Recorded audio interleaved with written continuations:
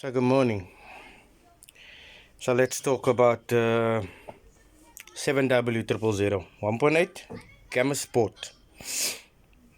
So with this one, the head blew. So there's a lot of reasons why these heads blow. As you can see the milkshake in there. So that milkshake, the water that has gone into the cylinders and has mixed with the oil now, has not just caused some shit in the engine, because this cam is fucked now. This cam wasn't like this in like 2-3 months ago. This just happened. Those are fresh scoring marks, as you can see. So if your oil film is gone and water comes into the system, I might not look to a lot of you guys like that, but there's water in the system. It's milkshake. So even a little bit of water in the system can screw up the entire system. So those lobes are finished, these lobes are finished, that lobes are finished, and those lobes are finished. So uniformly it's already eaten away at the cam. So there's a buttload of metal laying in that oil filter, and at the bottom end, this one still has the OEM oil pump, even though it's over 300,000 Ks. Essentially this starts to happen to the vehicle. It starts cracking up things based on heat dissipation in the engine. Unfortunately, I'm 100% sure when I pull this head off now, this head will be skimmed on its last, or at least when they skim it now, it will be on its last. On the 1.8, it doesn't take a paper gasket, like as you can see that's here already. It doesn't take a paper gasket, it takes a metal head gasket, a Victorine metal head gasket. Now a lot of you are going to ask me how much. It's about 700 Rand for the gasket. A metal one, and then because the head's going to be on its last now, I actually have to double it. So I'm going to insert a metal gasket and a paper gasket to lower the compression.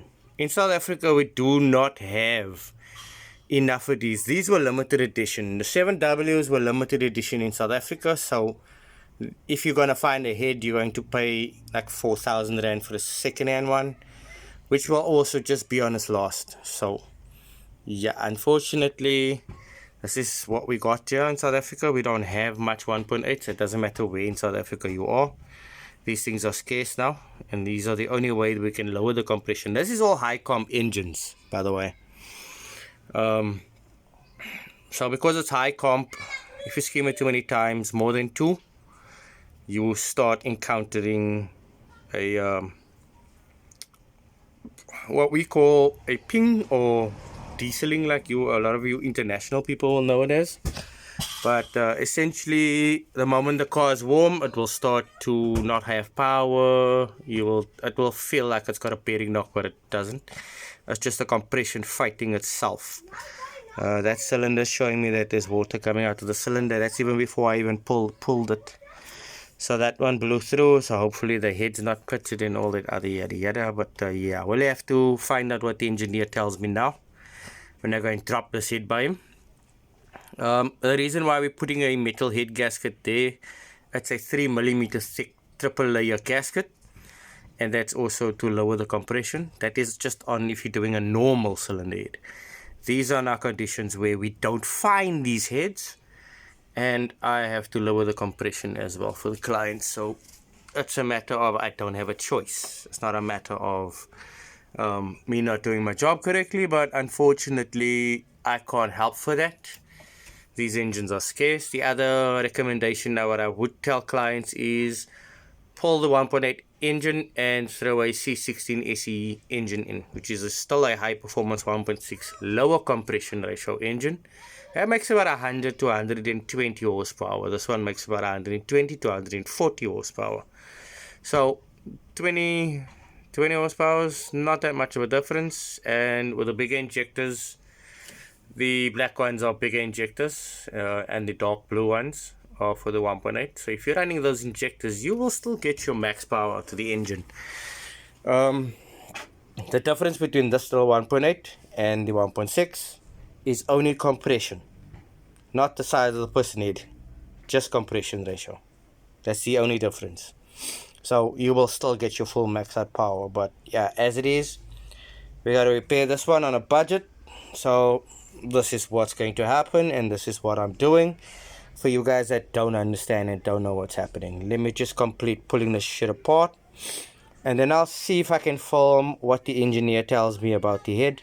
Actually, I'm going to pull it off and I'm going to measure it now, and then that will also tell me what the engineer will tell me now. Basically, I have an idea of what they're going to tell me, but at least I will have a heads up on what's happening here, and what I can and cannot do. And I'll also find out, there's a shop in the Hive that's got, I think he had a 1.8 head. I'm gonna find out if we still got it.